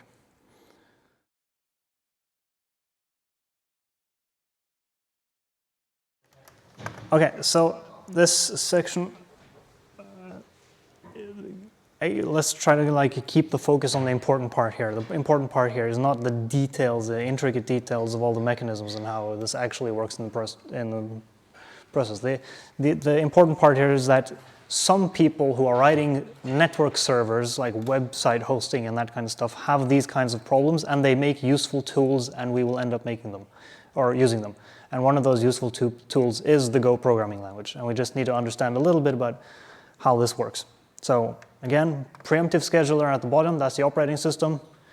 A website hosting kind of infrastructure system on top has its own scheduler, its own threading system, but it's not preemptive scheduling. So how do we get non-preemptive scheduling in a way that isn't a complete pain in the ass? So unlike doing cooperative scheduling where we manually in our own code insert the calls to yield to a different thread, we need to let the tool do this for us. So how can we let the tool insert these yields in a sensible location? There are two main ways to do this. One is to do it the scuffed way, and then the other way is to do it the proper way. So let's just talk about the scuffed way first. And the scuffed way is to use callbacks. Are you familiar with callbacks? Who has just like, I have no idea what a callback is? Some of you? Okay. Are you, at least all of you, familiar with the idea of passing a function as a parameter to a different function? Right, so the idea is you have a runtime, a backend system, like the main loop of your program, which is just waiting for something to happen. So it just checks all these non-blocking calls in turn, or uses an epoll or something like that, so you get an operating system event message when one of them happens, figures out which one of them happens, and then processes it based on a function that you pass to it. So you need to pass it a function that tells us what does process mean. And the way you pass a function is that you literally write your own function, then take that function pointer and just send that function pointer to the library and says, call me back on this function when that thing happens. Hence, callback. So yeah, you're just passing this function as a parameter, and the way it usually looks like is something like this. The library has a function that's called when X happens. So, on network receive or of some kind, or when the file has been read, like when the file is ready. Then you do this with X, and that do this with X is a function that you write, and you need to pass that function as a parameter to the library. The problem with this is that if doing this with X also requires that you wait for Y, so you read from the network and then you read from the disk, for example, you're going to end up with nested callbacks, right? So that requires nesting. Doing things in turn requires nesting, and this is really ugly.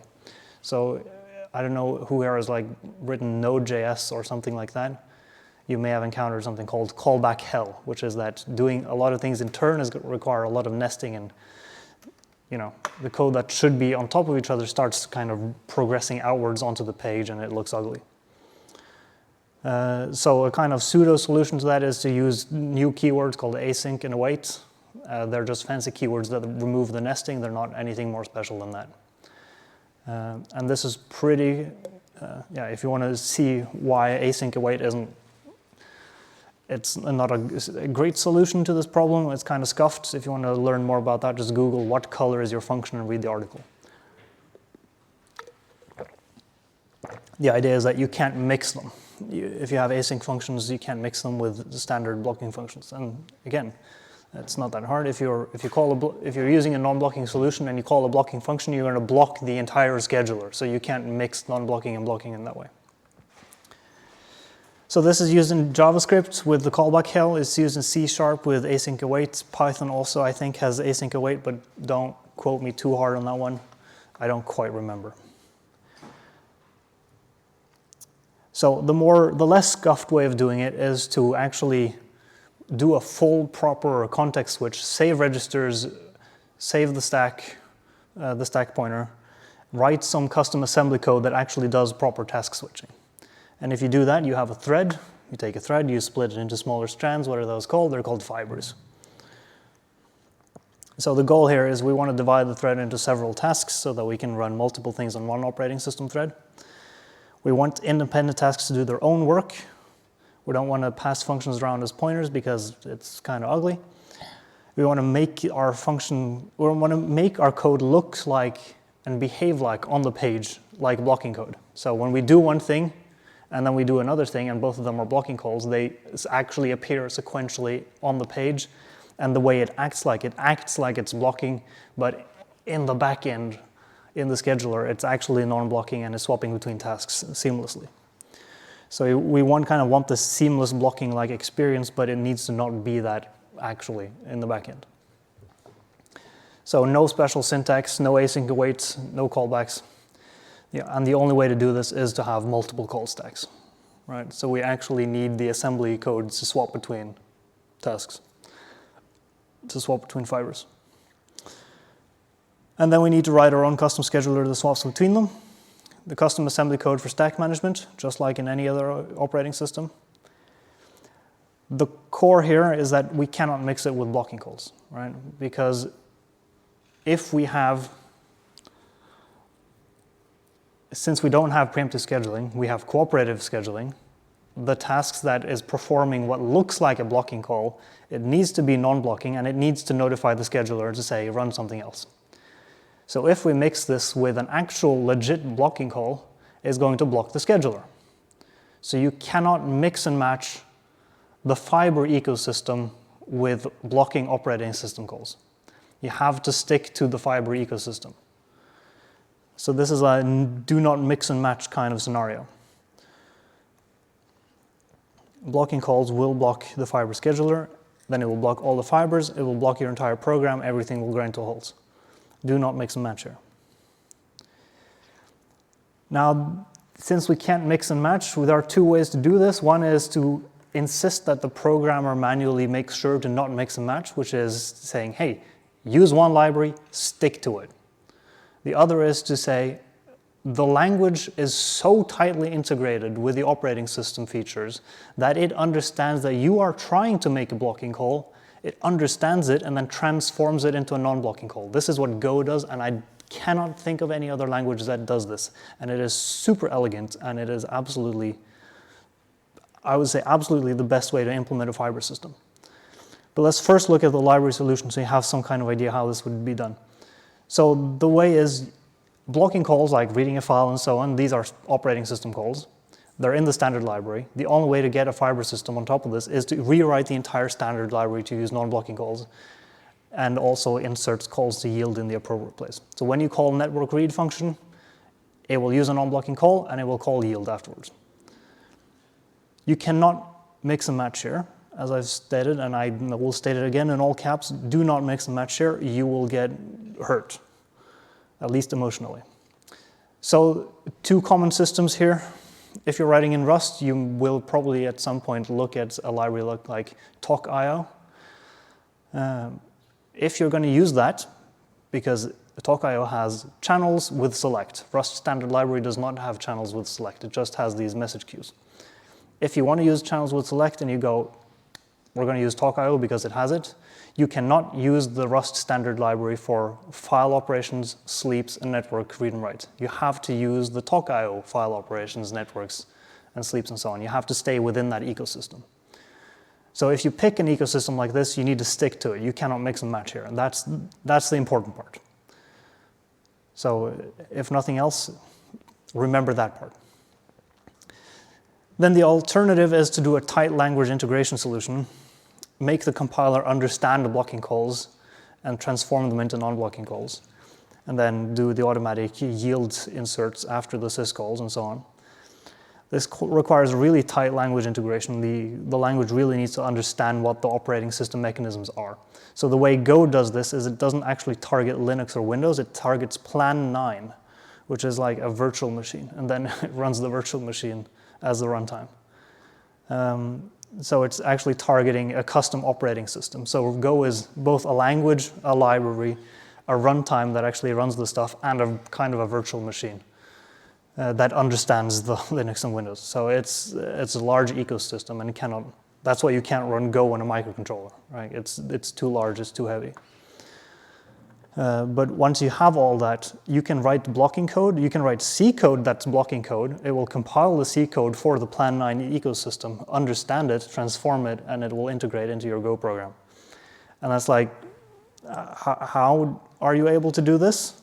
But yeah, it's able to do this. So the Go compiler can actually understand C code that is compiled for its own ecosystem, which is, again, super elegant. So it's a one-stop shop, and you can't fuck it up. You can mix and match libraries however you want. Not that you will need any libraries, because it has everything you need in the standard library. So these are words of advice for fiber systems. Go is a fiber system. By all means use it, but understand that there are 2 layers of schedulers on top of each other here.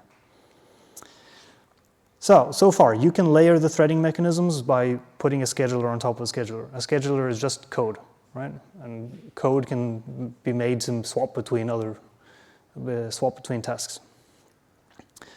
You cannot mix different mechanisms on the same layer. So if you have one fiber scheduling system, then you can't mix and match them. So pick one library and stick to it. Some languages like Go do all of the heavy lifting for you.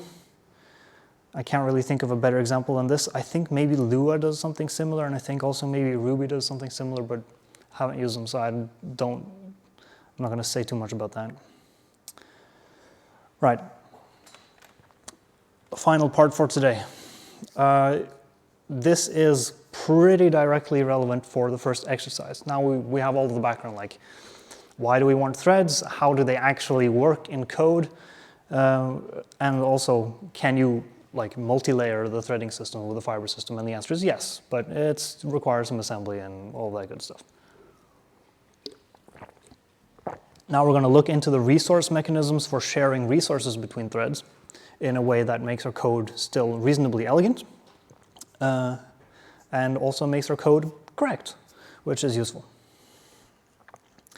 So here's a demonstration. Let's say we have 2 threads.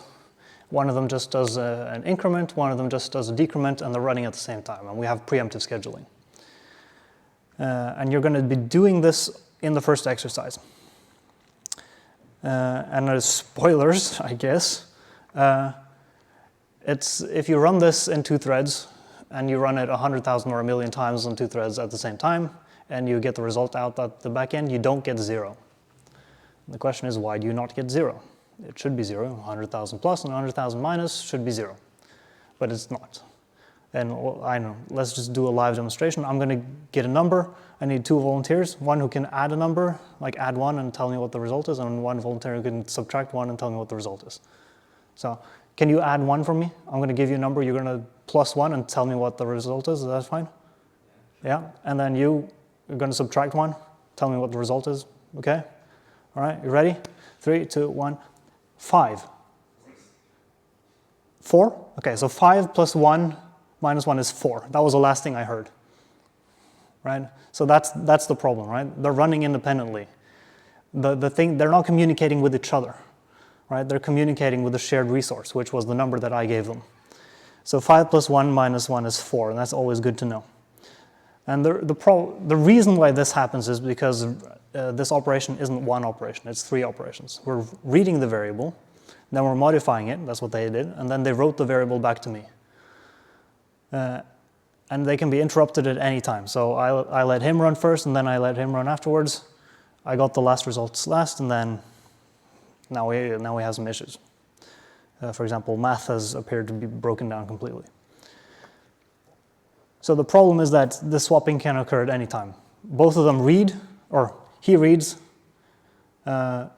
modifies, but doesn't write yet, gets interrupted. He reads, modifies, writes, and then we swap back, and then he overwrites.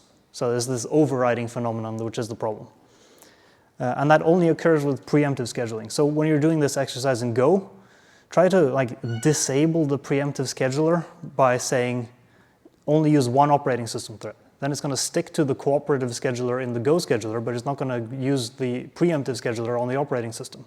But if you run multiple operating system threads, by saying use multiple operating system threads as a call at the start of your program, you just tell the Go scheduler use multiple operating system threads, then you're going to provoke the behavior. But it only happens with preemptive scheduling. So this is what's known as a race condition. Right? The result depends on the ordering in time. You get different results, you run the same program multiple times, you get different results because it depends on what order it's being run in. I guess the opposite would be serializable. Things are happening in multiple different places, but it could act as if it was all happening in the same place. That would be serializable, which would be the opposite. So there are two solutions to this race condition problem. One is you want to prevent things from happening at the same time. So now we're kind of removing the concurrency of our program. We're introducing a bottleneck where only one thread can do the work at a time. So if he's working, he can't work, and so on. This removes the concurrency, right? It blocks other threads from working. So we gain some, but we lose some. And then the other solution is to just straight up don't share variables. Right? Instead of sharing variables, we're going to implement some kind of message passing system. Now you might go, but how does the message passing system work in code? And the answer is, it uses shared variables behind the scenes. But we're not behind the scenes now, we're just on the scene. So it's message passing, yes, on the hardware level, it's the same block of memory, so it needs to be shared memory at some level, but at the higher level that we're working with, we're sharing messages or sending messages instead of sharing memory, right? And this is a different way of thinking. You have communicating processes instead of processes that are just happen to be interacting on the side. And so the way we think about problems, they need to be translated. So that's going to be, both in this first exercise, you're going to solve two different problems, one with shared variables and one with message passing. And then you're going to solve a different problem, but also with shared variables and message passing. And one of them is going to be easier to do with shared variables, and one is going to be easier to do with message passing. And then also in exercise 5, the one with 4 problems solved in, or one problem solved in 4 different ways, you're going to say solve the same problem, but in different ways. And you're going to see which one do you prefer, honestly? Because it is slightly a matter of preference, because it has to map your way of thinking about the problem. So let's first talk about the kind of the bottleneck solution. So there's going to be kind of a high tempo here and a lot of definitions, so I hope we can get through everything with our brains reasonably intact at the end of it. We'll see. So we need some kind of indicator that says if a resource is being used or not. So that if it's being used, we're not letting ourselves run, and if it isn't being used, we can start using it and run. Right, so if the indicator is, I don't know, 1 or something, then the scheduler finds something else to do, and if it's 0, we can proceed. The problem is that if we have an indicator, and it's just an integer, then incrementing and decrementing the integer, that's a read, modify, write operation. And if we just do a straight up integer as a flag, then we're just going to introduce another race condition. So we can't just straight up use an integer. So we need our flag modifications to be indivisible. And an indivisible operation like this is known as an atomic operation, like atom indivisible. We've already briefly encountered atomic operations, but the way we did it there was just shutting down the scheduler completely, but there are more elegant ways of doing it than just shutting down the scheduler.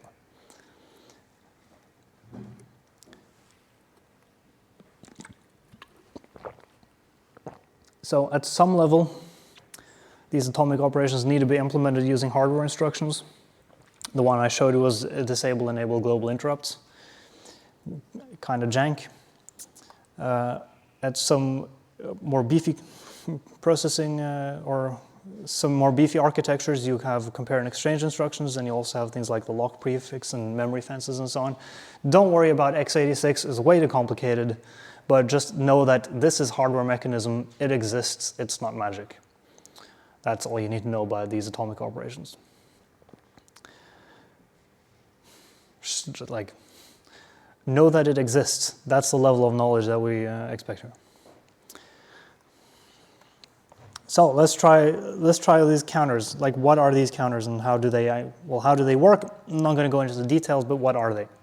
So the first kind of, the most simple thing is the semaphore, also known as a counting semaphore. So it's just an integer flag, and it has the special property that it always has to be greater than or equal to 0. So it cannot be negative. It's a non-negative integer. Or I guess unsigned integer, I suppose. It has 2 operations.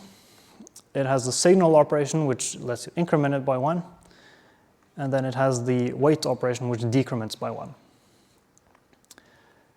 And if you're trying to decrement when it's already 0, it will block. Congratulations, now you have the explanation for what a semaphore is. Now the hard part, which is actually using it to make something useful. So here's the first tip on how do you make it do something useful. If it's 0 and you're trying to block, or you're trying to wait for something to happen, you will try to decrement it. So decrementing will wait. And then somebody else comes around and says, something has happened, I'm going to kind of send you an indication that something's ready. Then it will signal the semaphore, and then you will be unblocked, because now the semaphore increments to 1, and then you can decrement it back from 1 to 0. So you can use this as a kind of if you start the semaphore at an initial value of 1 and says the resource is available, 1, there is 1 resource. Or if you have 2 resources, it's 2. It can be decremented twice. But the standard thing is to use 1, for example. There is 1 resource here. And then you try to decrement it, and you can decrement it, and then you take the resource. And now it's 0. Somebody else comes along, they try to decrement it, they can't because it's already 0. Then the first one is done, it increments it back up. Now the value of the semaphore is 1, and then the second one can decrement it again. And this way you've made sure that only one of them can run at a time. That's the most basic usage. There are some alternate names for these signal and wait operations that you will come across. This mechanism was invented originally by, what's his properly pronounced name? Dijkstra? I don't know how to pronounce the Dutch name properly. But they have Dutch names, so you'll often find the probeer te verlagen shortened as P, and the verhogen, increase, notified as V. So those are kind of standard names. You'll find P and V used a lot. But wait and signal are also pretty common. You will also sometimes find signal written as notify instead of signal. They mean the same thing. You have wait and the other one, basically. We can extend this thing to make it not just an accounting semaphore that can go as high as you want, but you make it a binary semaphore. So you have 1 resource and it can not be increased any more than that. So you can only have the values 1 or 0, which is used to signify things like available, unavailable, or locked and unlocked.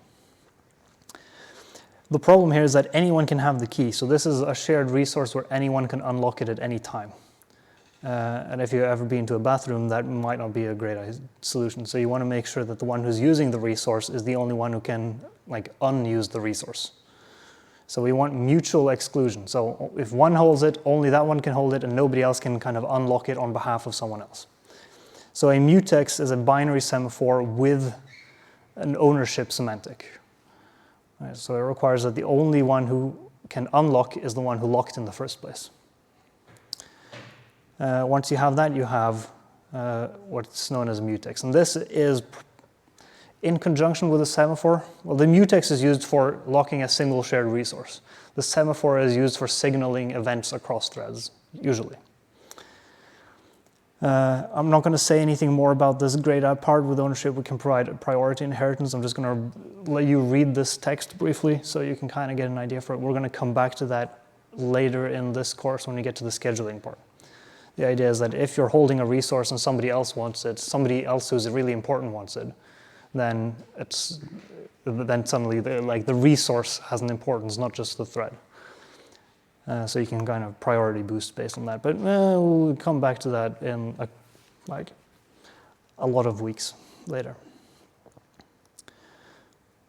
So when we're locking in this situation, we have a for loop, we're incrementing, and then we have another for loop where we're decrementing, just a stupid toy example. There are 2 places you can put the lock. You can either put the lock before the for loop and then do 100,000 things and then unlock, or you can put the lock inside the for loop and say, for each of the 100,000 times, read the value, modify it, write it, and then unlock. So you kind of have the coarse-grained way of locking where you lock on the outside, and the most extreme example of this would be having all of your variables in a giant global table, and then whenever you need any of those variables, you lock the entire table, no matter how much of it you actually needed. And if you go the full-on extreme end with one central database, you're going to basically have a single-threaded program again. So if you go too coarse-grained, you'll lose all your concurrent execution. And then on the fine-grained side, you can also go on the extreme here. You can have one lock per variable, or one lock per resource, I guess. And if you have a lot of them, it can kind of get out of hand. And if you need multiple resources at the same time, you need to lock multiple at the same time. And then, well, if one thread locks A and the thread 2 locks B, and then the first thread wants B again, but it's already locked, and the second thread can't continue because it wants A, and now they're both stuck waiting for each other, now you have a problem. So you can kind of, you can create these kinds of deadlocks if you go too fine-grained, if you're not careful at least. Of course, there are mechanisms to kind of avoid deadlocks, both in terms of priority and lock ordering and so on, but I'm not going to go into the details of that now. We're going to leave that adventure for when you encounter the problem. So, a slide with sample C code. Congratulations, you're going to look at the slide later. I'm not going to tell you all the details here. You can read the code in your own time. So, final section, message passing instead of shared variables, which is the other half of the mechanisms you will need for the first exercise. And I think, based on my experience, most people tend to find this easier to understand than shared variables in practice. So instead of sharing memory, instead of having a variable that exists outside the functions, because in order to share variables across threads, you need to share them across functions. In order to share them across functions, they need to be not necessarily fully global, but pretty close to global variables. And global variables are a pain in the ass. So instead of sharing memory like this, we send messages directly between the threads. And these messages contain values. And these values are just copies of local data. So if I want to solve the I equals I plus 1 problem, I need to send a message which is, here's the value of I, okay. You modify it, you send it back, get a message back and say, okay, that's the new value, for example. So the standard way to do this is you kind of create a server. A server is just anything that serves someone else, right? So it acts on behalf of something else. So you send it a message and it does something with that message, right? So you ask it to do something by sending it a message, effectively. So whatever the server does, that's a direct response to what you sent it, of course, but it's also a function of what it already has. So if I send a server request to say, hey, can you increment your number? And it goes, yep, I can increment my number. I'm just going to check what my number is. It reads the number, it increments it, and it goes, yep, here's my incremented number. I can send that back to you if you want it or something like that. So that's the standard pattern, is you receive a message, you act upon what you received based on what your local variables were.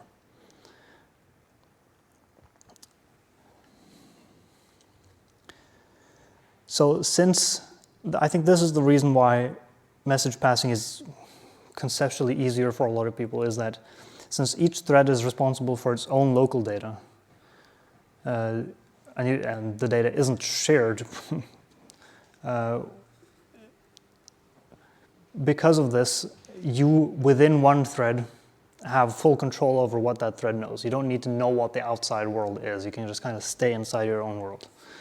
And then whatever you receive from the outside world, you know exactly what you can receive because you're being explicit about it, usually. And that lets you kind of focus your attention on one thing at a time. And that makes them easier to write, in my experience. So when we're doing message passing, we tend to refer to these threads as processes, not because they're actually processes, but because conceptually they shouldn't share memory. Technically, they can share memory, but conceptually, they shouldn't. So we tend to talk about communicating processes instead of communicating threads, only for that reason. But that's just a kind of a side note on the terminology. So there are several ways to do message passing. We have the synchronous way, and then we have the asynchronous way. That's kind of one dimension. If you're synchronous, the sender will wait until the receiver can receive. So if the receiver is just sitting around waiting for a message, the sender won't continue until the receiver is ready to receive. So you can think of it as like a phone. Like if you're calling someone, you can't proceed with the message transfer until somebody picks up. But if you're sending mail, like email or physical mail, the good old dead tree version, then you can just send it even if the receiver isn't ready. So the asynchronous is the receiver doesn't need to be there, the synchronous is the receiver does need to be there. So a buffer is asynchronous. You can put something into the buffer and the receiver doesn't need to take it out of the buffer immediately. And then you have another dimension, symmetric versus asymmetric.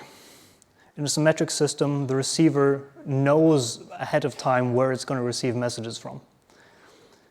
If it's asymmetric, the receiver can receive anything from anyone and it doesn't know what it's going to receive or even from who. So the symmetric version is kind of like instant messaging. You know who's on the other side of that chat window. But in asymmetric is something like an inbox in an email service. You don't know who's going to send you an email before you've received it. And you don't know what's going to be the content of that email either before you've received it. So channels are the symmetric way. If you're using channels, you know what the channel has a data type. And the channel has two endpoints. Usually it has a receiving endpoint and a sending endpoint, though sometimes you are able to access both at the same time, which gets kind of complicated. But usually you think of it as like a sending endpoint and a receiving endpoint. So if you have the channel, you know who's on the other side. And mailboxes are asymmetric. This thread has a mailbox. It can receive a message from any thread who has access to my mailbox. So whoever has access to my thread. I send a message to a thread. I don't send a message over a channel, right? I'm sending a message to an inbox. I'm not sending a message to a chat window.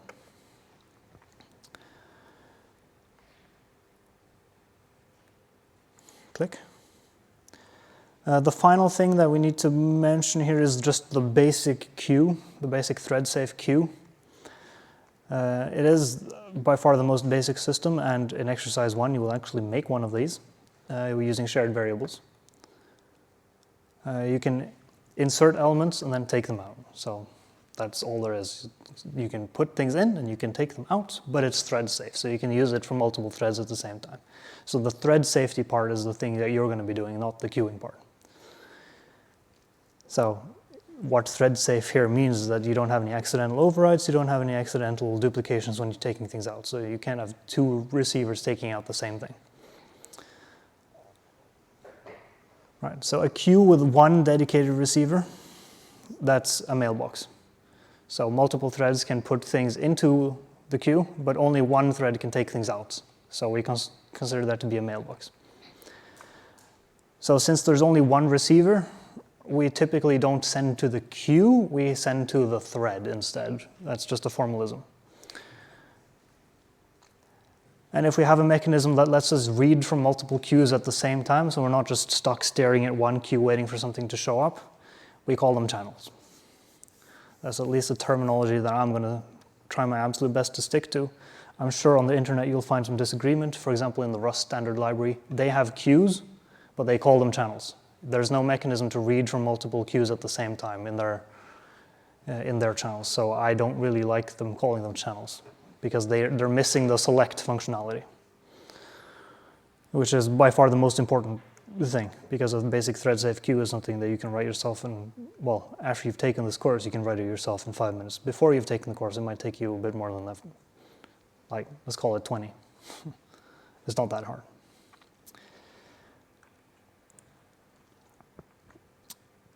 Yeah, and the mechanism that lets you read from multiple queues at the same time is usually called select. So let's look a bit at, some Go code. Here's a slide with some Go code. Again, I'm not going to go through it in any detail here, like read at your own leisure when you're doing the exercise. Some of you tomorrow, actually. And also another slide. So the idea here, when you're trying to read from a channel, you can't read from the channel if there's nothing there. So you need somebody to send you something. But also, by default, you can't send to the channel unless somebody's ready to read. So by default in Go, if you give something a size of 0, it's going to be a synchronous channel. If you give it a size of more than 0, so you give it a buffer size, it's going to be an asynchronous channel. So if you give it like a buffer size of 1, either there's something on the channel or there's nothing on the channel. So that kind of has an equivalence to a shared variable protected by a mutex conceptually. But I wouldn't recommend creating your system in such a way that you just have a bunch of global channels that either have a value on them or not. It's, you're going to end up with pain and suffering if you try that. So here's the correct way. I'm just going to say this straight up. Like, of course, this is my opinion, but hopefully my opinion is worth something in this context. But I'm just going to say this is the correct way to structure your Go programs. Right, so you have a server. It has a for loop. It's just for each message it receives in turn. That's the for loop. It iterates. It needs to continue acting no matter how many things it receives. Depending on what you receive, and therefore also depending on from whom you receive it, because we're using channels, depending on what you receive, perform some action. And that action is going to be reply back with something, or modify your internal variables, or so on. So for those of you who have programmed the elevator already, and you've used a state machine, you've already done this, right? If a button was pushed, do this. If the floor sensor triggers, do that. But instead of you actively checking these things, you're getting messages saying that these things have happened. So instead of polling for these things, you're just waiting for them to happen. So it's you're programming everything as a reactive system and not as an active system. At some point, something in your system does need to be active, so something needs to actually read the floor sensor and so on. So you can think of it as the second to last line. You can think of it as kind of sources are things that poll the system and then transform them into events that are sent.